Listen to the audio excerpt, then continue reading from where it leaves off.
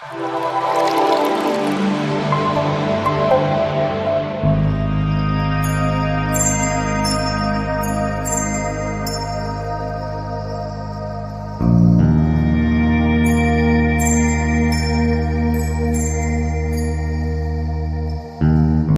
Tiny Talker session, which will be conducted by our genius and generous coach Gajendra sir.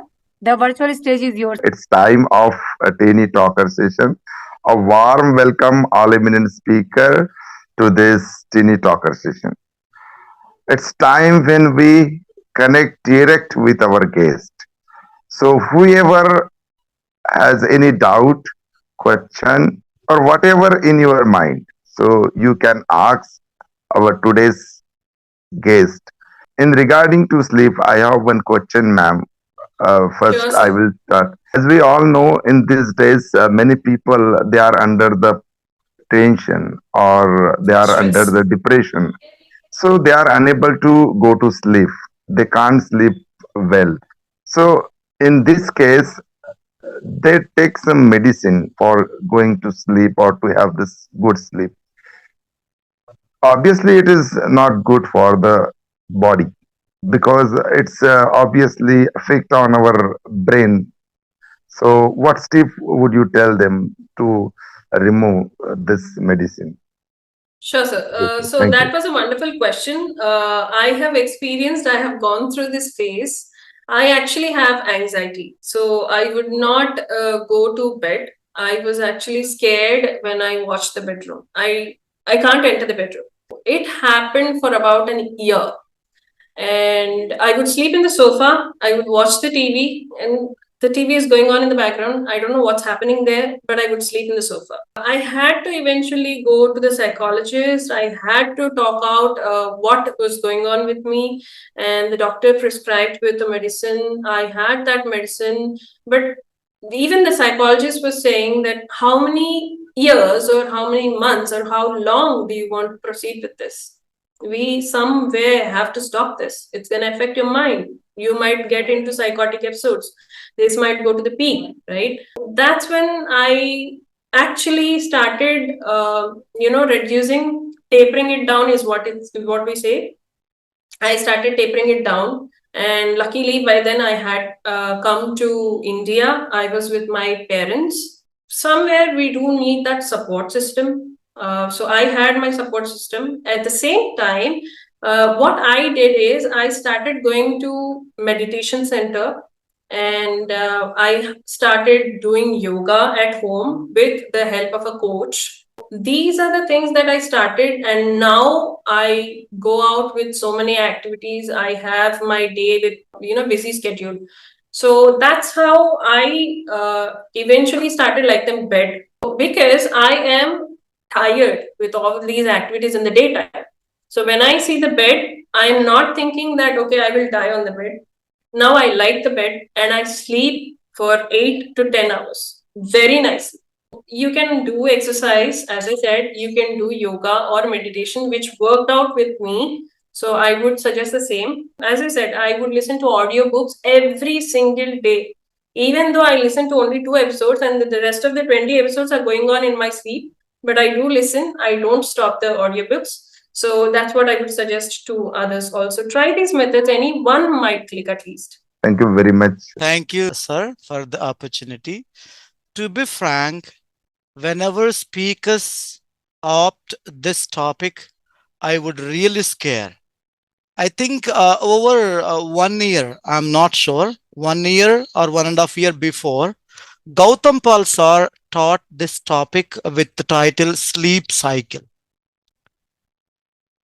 After listening to him, whether you agree or not, I really didn't get sleep near 1 to 2 months. His words were wandering in my mind. But my question is, some people, they may stuck it somewhere for their professional, personal, or something else. Then automatically we feel a little stress, but I never stress for doing even 10 hours, 15 hours for working hours, as converting as a working hours, because I love to do what I do. But my question is, Whenever we have, as you mentioned, we need to have minimum 7 to 9 hours sleep. And when he was teaching Gautam Pal sir, I was very curious. Whenever he asked, how many hours you sleep? I felt very happy when I say 4 hours, 3 hours. Definitely, I thought he would appreciate, but he wouldn't appreciate me. I sleep maximum for 5 to 6 hours. Whenever people have this lesser sleep time, I know what kind of problems I would face in my in future, but how I want to coordinate and how I can increase my sleep hours where the missing line is not matching. That was a really nice question. I wanted to cover this point in the PPT, but I really hoped for someone to ask this question. So there is this culture that we don't follow, but there is this culture that people follow outside India, that they split their sleep, right? So 4 hours, 2 hours, 1 hour, like that.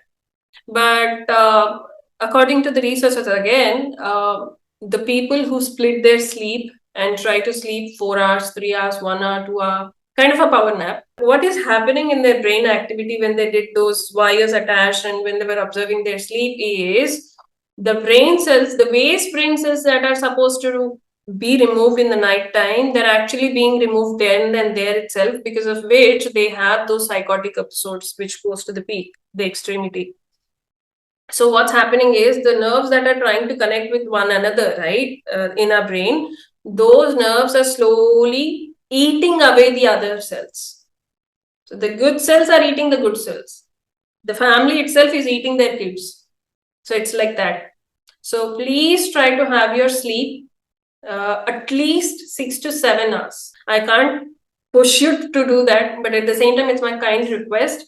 Do not skip your, as I said, do not reduce your sleep time. Make time for your sleep. I don't know what you'll cut down in your day, but have 6 to 7 hours at least.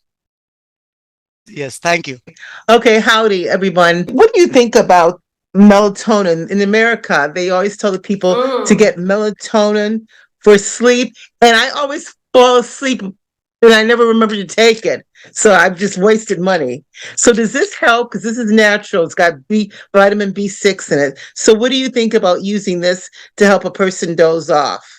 So melatonin is an enzyme that actually tries to talk to your brain cell, saying it's a kind of a signal that it's sending, saying that, okay, I'm giving you more of this enzyme just to put you to sleep. But it's again a helper. It's not exactly trying to make you sleep, or it's not that English medicine that puts you to sleep, right? It's a helper, but you internally have to be prepared, have to make your mind think that, okay, my biological clock is about to hit, let me go to sleep, let me prepare myself, right? And make your sleep more you will be thinking that, okay, because of this enzyme I'm able to sleep this much of hours. Because as I said, when I reduced my English medicine, I switched to Ayurvedic medicine, which is again a natural medicine that I was taking. But at the same time, the Ayurvedic doctor himself said that this is not going to make you put to sleep, right? This is just trying to make your brain understand that your sleeping time is about to hit. So that's what it does. So it's all in your mind. You have to prepare yourself. I want my money back. Okay. Go take your money back. Morning is completely vanished from my mind. No character, no like what I was doing. So which type of sleep is that? This comes under non-REM sleep, which means you don't have any movement in your eyes, but there's a little bit of brain activity, and where you are completely into the deep sleep. So that's when you get these dreams and you feel like you're falling down from clouds, right? And your body actually tries to fall down from bed. All these things happen in non-REM sleep. And you put your 1 hour in the daytime just to think, what did I observe in the dream, right? What is that character I want to, it's here, it's just here, but it's not coming out because it's never there. You are just thinking that something vividly happened, That vividness is also because of that light sleep that happens in the first 60 to 90 minutes. Apart from that, you don't remember anything.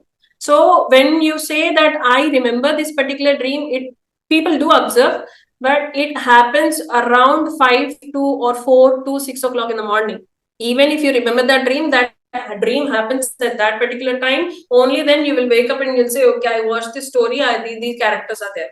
That happens in REM sleep, where there is a rapid eye movement, where there is a lot of brain activity going on. Sometimes very rare dreams, like I remember. Otherwise, if it's sad moment I saw or the happiness, it just little live in my mind. Yes. That I saw something sadness because the effect a little bit it's carries. Otherwise, I have to be like forced to remember what I saw Yes. at night. I saw something. Yeah. So is it good sleep or? Actually, it's a good sleep because you're in deep sleep, right? You will be feeling very awesome the next morning because you had a very nice. Also depends on the time that you went into the non-REM, you went to the REM. So all these needs to be seen. That's why these days we have these apps which will track down our sleep, right? When you're snoring, when you're speaking, muttering for yourself, all these can be tracked with the sleep trackers that we have in our Play Store. Thank you, Kalyani ma'am. Beautifully you said and replied to my answer. So I'm a good sleeper then. Yes, you are.